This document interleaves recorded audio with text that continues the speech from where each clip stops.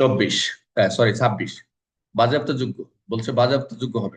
Counter, এটাকে বলা হচ্ছে যে এই যে আমরা অনেক সময় যে পাবো, অনেক সময় যে আমরা বারে বা যাবো, যদি কোনো এরকম আমাদের কাছে মনে হয় যে এটা সব লাইসেন্স ঠিক আছে, সবই ঠিক আছে, কিন্তু কোনো একটা স্থানে যদি আমরা তল্লাশি করে পাই বা পরিদর্শন করে পাই যে এটা কি অবৈধ, তো বলা রয়েছে যদি কোনো ক্রমে যদি মাদক বাজেয়াপ্তযোগ্যের সাথে অবৈধের সাথে যদি কোনো রকম যদি অবৈধ কোনো কিছু পাওয়া যায়, সেটাও কিন্তু একদম সরাসরি অবৈধ বলে গণ্য হবে এবং বাজেয়াপ্তযোগ্য বলে গণ্য হবে। তাহলে আমরা কি কি পাবো এখানে? বাজেয়াপ্তযোগ্য অর্থগুলো কি? তাহলে জব্দকৃত যে অর্থ, এই যে মাদক দ্রব্যের সহিত যে মাদক দ্রব্যের সহিত জব্দকৃত যে অর্থটা পাবো, টাকাটা পাবো, এটাও কিন্তু এটা বাজেয়াপ্তযোগ্য হিসেবে হবে বা মাদক দ্রব্য বস্তু হিসেবে গ্রহণযোগ্য হবে। তাহলে কি হচ্ছে যে মাদক দ্রব্য অপরাধ সংগঠিত হলে সে মাদক দ্রব্য অথবা মাদক দ্রব্য, মাদক দ্রব্যের সহিত অর্থ, টাকা এবং সাজ সরঞ্জাম, এর সাথে সাজ সরঞ্জাম যা থাকবে, যন্ত্রপাতি থাকবে, উপকরণ থাকবে, আধার থাকবে, পাত্র থাকবে, মোড়ক থাকবে, যানবাহন থাকবে এবং গাড়িও যদি থাকে সেটা জব্দ হয়ে যাচ্ছে, বাজেয়াপ্তযোগ্য হচ্ছে। তাহলে কি কি? মাদক দ্রব্য, মনোযোগ দেন, মাদক দ্রব্য, অর্থ, সাজ সরঞ্জাম, যন্ত্রপাতি, মোড়ক, আধার, পাত্র, যানবাহন।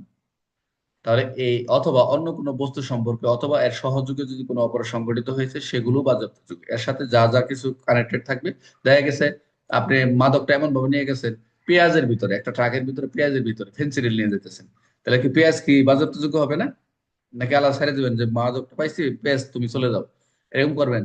ট্রাক দিয়ে পেঁয়াজের সাথে ফেন্সিডিল নিয়ে যাচ্ছে 5 বস্তা, আলুর সাথে নিয়ে যাচ্ছে, যদি এটাই বলছে যে সহযোগে যদি কোনো গাড়ি টাড়ি এর সাথে আরো কোনো কিছু থাকে, এই অপরাধ সংঘটিত হয়েছে, সেগুলো বাজেয়াপ্ত হয়েছে। এটা বলতে পারেন স্যার এটির অপরাধ কি? এখন ড্রাইভার থাকবে, ড্রাইভারের সাথে সহকারী থাকবে, এরা তো জানে না এটার ভিতরে 5 বোতল ফেন্সিডিল ঢুকাই দিচ্ছে, 5 বস্তা। এখন তারা এই আইনে বলা রয়েছে তারা জানে না, এরকম বলা যাবে না। আপনি ধানের বস্তা নিয়ে যাচ্ছেন, এখানে 1 বস্তা ফেন্সিডিল ঢুকে গেছেন, আপনি যে কি করেন আপনি জানেন না, এটা কেউ বিশ্বাস করবে?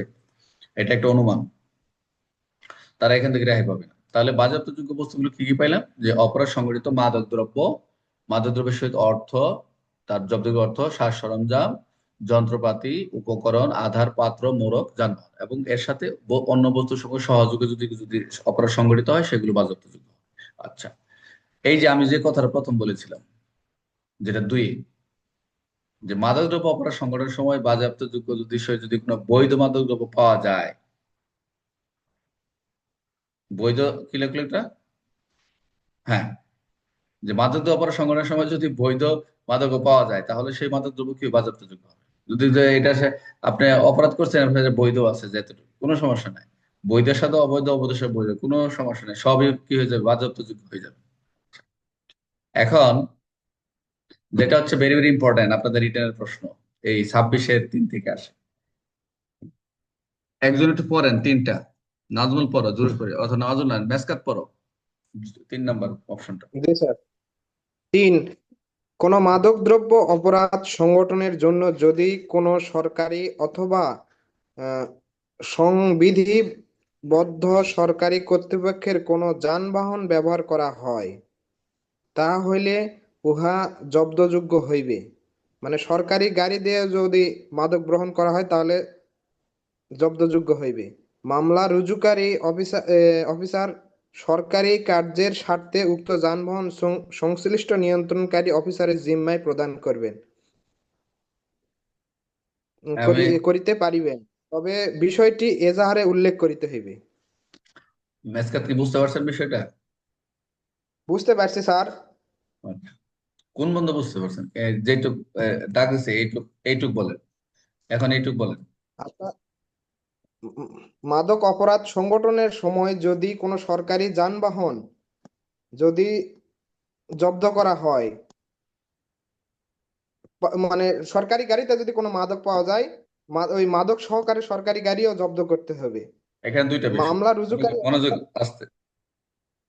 কোনো মাদক অপরাধ সংগঠনের জন্য যদি কোনো সরকারি, প্রথম হচ্ছে সরকারি অথবা সংবিধিত সরকারি কর্তৃপক্ষের কোনো যানবাহন ব্যবহার করা হয়, যে কোনো ভাবে সরকারি গাড়ি ইউজ হয়েছে মনে করে, তাহলে প্রথম কথা হচ্ছে সিজার লিস্ট হবে, জব্দ হবে। এখন যে এই করুক, এখন আমরা আমরা আমরা আমরা তো আমরা যদি চেকপোস্ট করাকালীন বা আমরা ডিউটি করাকালীন আমরা যেই করবো, আমরা অবশ্যই জব্দ করে দেবো প্রাথমিকভাবে। খাস করে আমরা খেয়াল রাখতে হবে যে জব্দ যে করবেন, এগুলোর আগে অনেক করণীয় আছে, কিছু কিছু প্রশ্ন আছে, আমরা বেসিক কিছু প্রশ্ন আছে, আমরা এগুলো আলোচনা করলে আপনার এই উত্তরগুলো মাথায় অটোমেটিক চলে আসবে। এখানে অনেকে আপনাদের বড় বড় অনেকে থানায় কাটছে, অনেকে কাটছে, এই জন্য ওদের ওইটা নলেজটা একটু বেশি।